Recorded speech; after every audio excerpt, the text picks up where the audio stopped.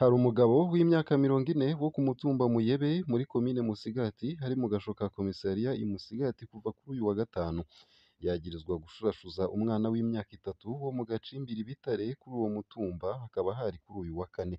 Uwo mwana akaba ariko aravurwa nk'uko amakuru ava i Musigati abivuga. Abanyagihugu baho i Bitare bamufashe bamushikiriza i Nyamiramabi basaba ko uwo mugabo yohanwa hisunzwe amategeko, bibaye ngombwa bakamucira urubanza rw'ikibiriraho. Muri parake i Bubanza bavuga ko atacobuza acibwa urubanza rw'ikibiriraho mu gihe ibikenewe vyose vyoba vyabonetse. Nunyemerere nsubire ngusuhuze nkuha kaze. Iyi ni inkuru itari nziza inababaje.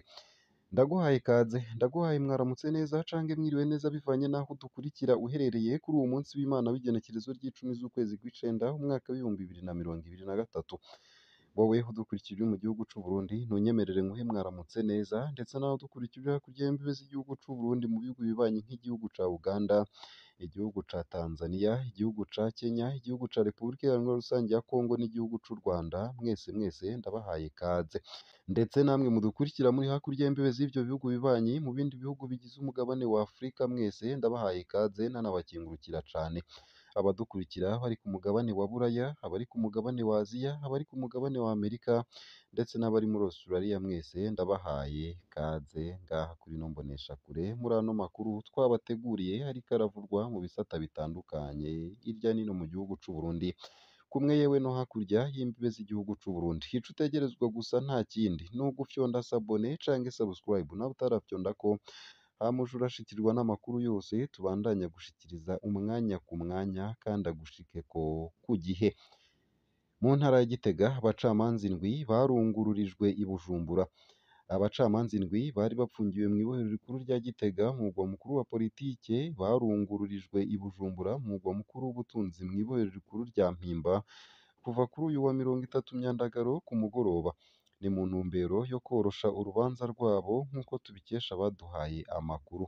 Kubunguruza vyabaye ku wa gatatu w'indwi iheze. Amakuru ava mu butungane yamenyesheje SOS Media Burundi dukesha iyi nkuru ko iryo yunguruzwa ryabaye mu ntumbero yo korosha urubanza rw'abo bacamanza indwi na babiri bafatanije icaha.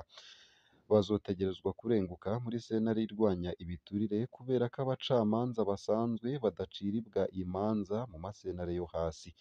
Abacamanza ba sentare irwanya igiturire ku rwego rw'igihugu nibo bazobaburanisha nk'uko bigenda ku zindi manza. Baburanishwa n'abacamanza ba sentare ntahinyuzwa. Uko akaba ariko bivugwa n'abegereye iyo dosiye. Abo bacamanza indwi basanzwe bakora mu ntara za Gitega na Karusi, hagati na hagati hashira ubuseruko bw'u Burundi. Uwukora isuku muri parake nkuru y'Igitega hamwe n'umunyamabanga afatwa nk'uwahuza abo bantu bagirizwa ibiturire n'uruyeri. Uko ari 9 bashobora guhanishwa umunyororo w'imyaka ishika kuri 5 hamwe ivyaha bafatiwe vyobagira. Nayo mu yandi makuru kandi nuko mu ntara ya Bubanza abavyeyi bariko baridogera ibiciro vy'ibikoresho vy'ishure vyaduze cane mu gihe umwaka w'ishure ugira utangure. Ubukene bwarabaye ndanse mu ngo mu ntara ya Bubanza mu burengero bw'u Burundi kubera ibintu vyose vyaraduze ibiciro.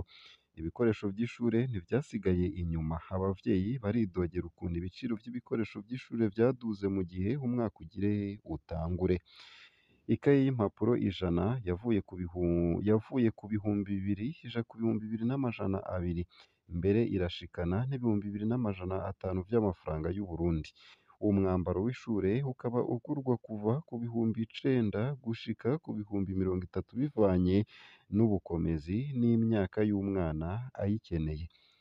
Mfise abana 6 kandi simbona ukuntu nzogura amakaye, nta n'urufaranga mfise, simbona uko nzobikika kugira ngo ngure ibikoresho vy'ishure. Ivyo bikaba vyidogwa n'umukenyezi twahuriye i Musigati kw'isoko ya Kivyuka. Nagurishije ikawa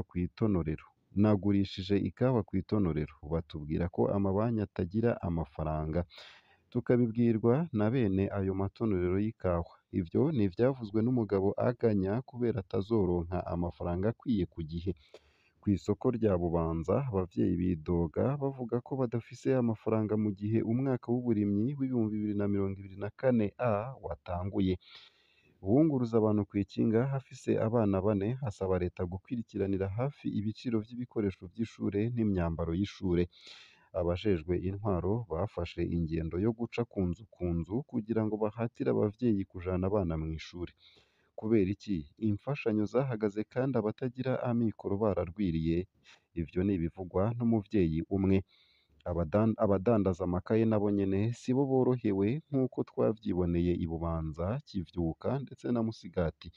Turarindira abaza kugura ibikoresho vy'ishure tukabura. Ubukene buri mu bantu nibwo butuma ibintu bimera uko. Ivyo ni ibivugwa n'abadandaza amakaye. Uyu mwaka nta bagiraneza tubona baza gufashisha ibikoresho vy'ishure imiryango, mu gihe tubona ubukene bwiyongereye mu bisata vy'ubuzima bwose bw'igihugu. Nayo mu makuru ariko aravugwa hanze y'imbibe z'igihugu c'Uburundi nuko mw'ikambi ihaye indaro impunzi y'Induta mu gihugu ca Tanzania hariko haravugwa ifatwa ry'impunzi zirenga 100 z'Abarundi. Haribonekeza uruhigi ruteye amakenga kuva ku wa kabiri w'iyi ndwi mw'ikambi ya Nduta.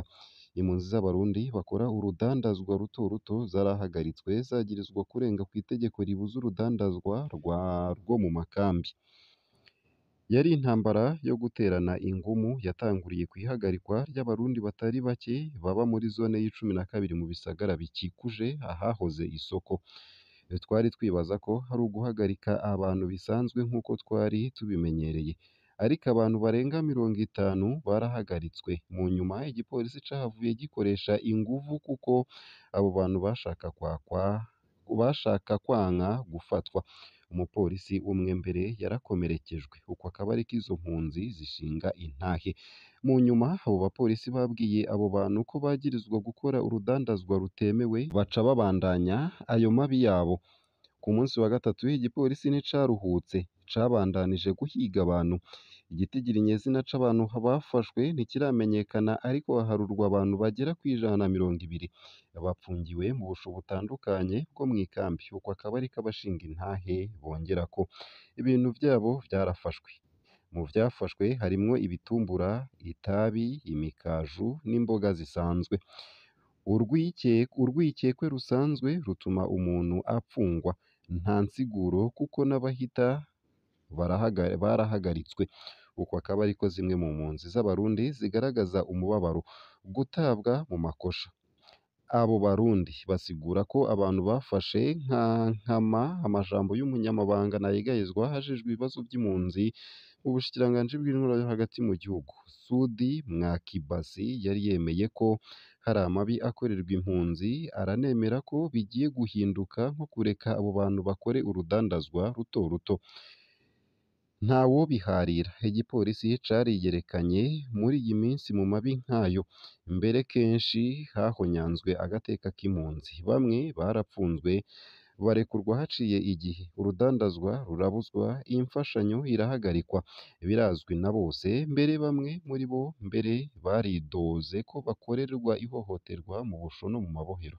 Uko akaba ariko yari yagaragaje umubabaro mu ndwi iheze i Nyarugusu. Iyindi kambi y'impunzi y'Abarundi yemera guhindura ibintu. Ivyaha vy'irementanya. Impunzi ziriyamiriza ukuntu zishikanywe mu mabohero igipolisi kibashirako ivyaha batakoze. Nari nahagaritswe nagirizwa kutubahiriza ingingo yibuza gukora urudandazwa haraheze ukwezi, ariko maze gushika mu gasho banteje umukono ku rupapuro ruvuga ko nasohotse ikambi ntafise uruhusha. Naciye nungururizwa mw'ibohero rya komine ya Nyarusivya i Kibondo. None raba mpejeje kurekurwa ntanze ihadabu y'ibihumbi 50 vy'amashiringi ya Tanzania. Ivyo ni ibisigurwa n'umwe mu Barundi aheruka gupfungurwa ava mw'ibohero. Abarongoye amazone bariyamiriza ico bita ihohoterwa bagasaba gutabarwa.